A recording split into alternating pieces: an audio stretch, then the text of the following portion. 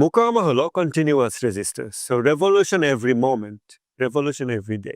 That is মুকাওয়ামা। অর্থাৎ একটা জীবন, গোটা জীবনটাই আসলে মানুষের গোটা জীবন, গোটা জীবন। এবং সেটা কখন আমরা একটা জাতিকে বলতে পারি মুকাওয়ামার সাথে কানেক্টেড, যখন জাতির সবার ভিতরে সেই ব্যাপারটা হয়।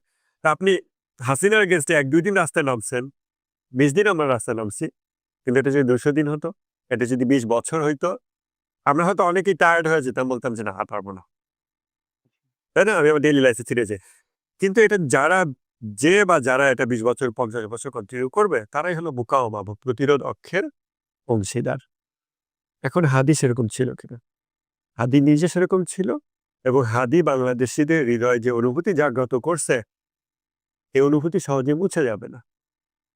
এটা এটা আনপ্রেসিডেন্টেড যে একজন মানুষ এর কবর হওয়ার ১৪ দিন পরেও রাত ৩টার সময়ও সেখানে ৩-৪ জন, ৫ জন, ৭ জন মানুষ দেখা যায়। পর্দা, বেপর্দা নারী, দাড়িওয়ালা, দাড়ি ছাড়া, সব রকম মানুষ।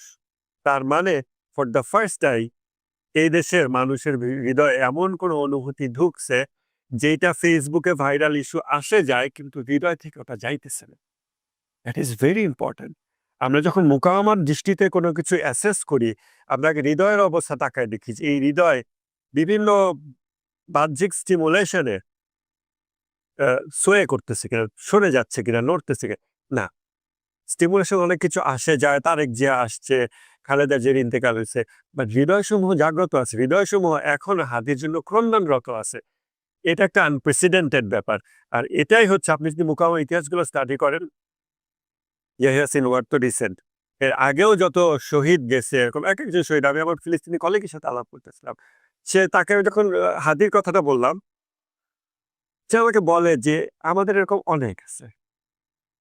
সে বলে যে তুমি হাদির যে গল্পটা বলতেছো, যে সবাই এভরিওয়ান ওয়াজ ক্রাইং, ও বলতেছে যে ওর যেই বিল্ডিং এর ম্যানেজার, ও বলে যে আমার বাংলাদেশে আর কি, ও তো বাংলাদেশে থাকে, বলছে আমার বিল্ডিং ম্যানেজার সে কান্না করতেছিল ওই দিন। আমি বললাম কি হয়েছে? তখন বলে আমাদের এরকম একজন মেরে ফেলছে।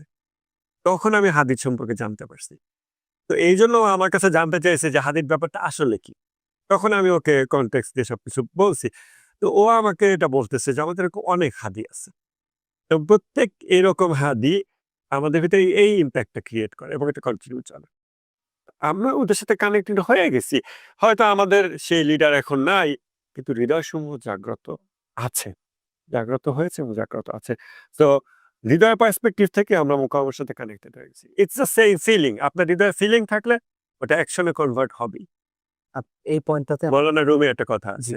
সেটা হচ্ছে ওই যে যখন নাস্তিকরা বলে যে নামাজ পড়ার কি দরকার? বা অনেকে বলে আমি তো মনে আল্লাহরে বিশ্বাস করি।